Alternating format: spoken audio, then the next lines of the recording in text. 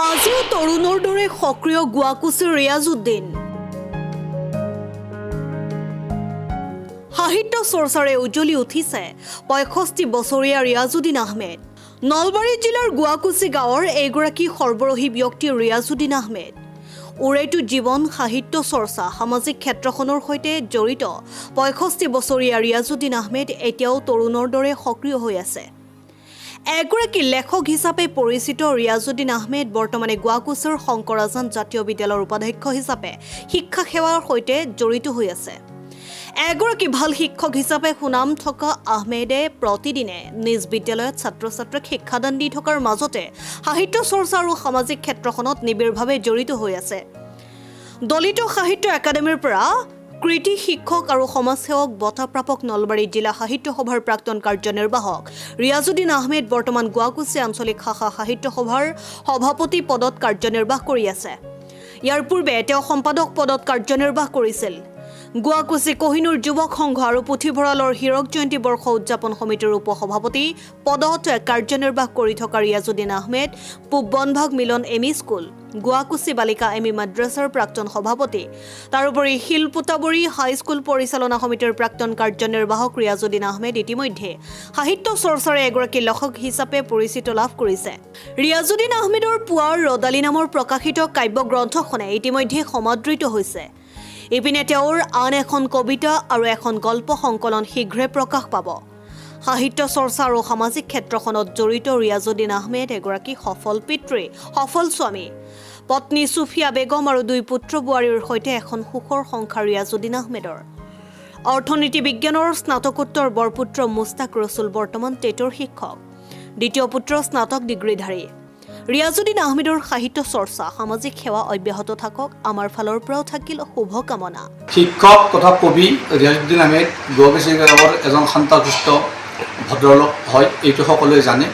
আমি জানো যে তেখেতে বহুত পৰিশ্ৰমৰ ফলত এই ঘৰখন সজাই পৰাই তুলিছে, লগতে তেখেতে এই সমাজখনৰ হৈ বহুতো কাম কৰিছে। তেখেতে সাহিত্য চৰ্চা কৰি আছে। ইতিমধ্যে তেখেতে এখন কবিতা পুথি উদ্বোধন কৰিছে নলবাৰী জিলা সাহিত্য সভাত। তাৰপিছত অন্য এখন পুথি প্ৰিণ্টিঙত আছে আৰু এখন গল্প পুথিও তেখেতে লিখি আছে। তেখেতে আশা কৰিছে এই দুখন কিতাপ একেলগে উলিয়াব। আমি গুৱাকুচিবাসী ৰাইজে আমি জানো তেখেতে প্ৰত্যেকটা অনুষ্ঠানৰ লগত জড়িত আৰু এজন শিক্ষক হিচাপে ভাল শিক্ষক। তেওঁ ছাত্ৰ ছাত্ৰীবিলাকক যেতিয়া অভিভাৱক নাহে তেওঁ ঘৰলৈ থ'ব যায়, নিজৰ গাড়ীৰে তেওঁ ঘৰত থৈ গুচি আহে। তেওঁ দায়িত্ব সুন্দৰভাৱে পালন কৰি আহিছে।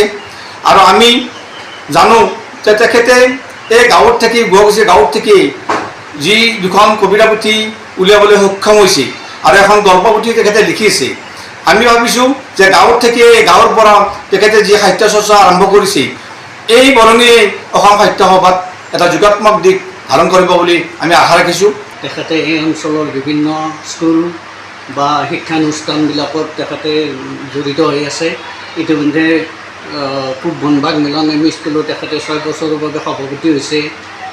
গুৱাকুচি এমই মাদ্ৰাছাৰ সভাপতি হৈছে পৰিচালনা সমিতি। আৰু লগতে আমাৰ কহিনুৰ যুৱ সংঘৰ পুথিভঁৰালৰ যিটো হীৰক জয়ন্তী বৰ্ষ এইবাৰো আমাক ভৰি দিছে। ইয়াত তেখেতে উপসভাপতিৰ দৰে দায়িত্ব পালন কৰি আছে আৰু বিভিন্ন অনুষ্ঠান প্ৰতিষ্ঠানত তেখেতৰ অৱদান আমি স্বীকাৰ কৰিবই লাগিব। লগতে তেখেতে গুৱাহাটীত মই তেখেতক লগ পাইছোঁ। তেখেতে গুৱাহাটীত সৰু ল'ৰা ছোৱালীবিলাকক টিউশ্যন কৰি তেখেতে যি ঘৰ পোহপাল দিছিল সেই আৰ্থিক অৱস্থাও মই দেখিছোঁ। নিশ্চয় তেখেতৰ উন্নতি আমি কামনা কৰিছোঁ। আৰু লগতে আমি তেখেতৰ এই বিভিন্ন অনুষ্ঠানত তেখেতে বিত্তীয় বিভাগ যিটো আমাৰ এই অডিটৰ বুলি কওঁ, অডিটৰ হিচাপ পৰীক্ষকৰ দায়িত্ব পালন কৰি আহিছে।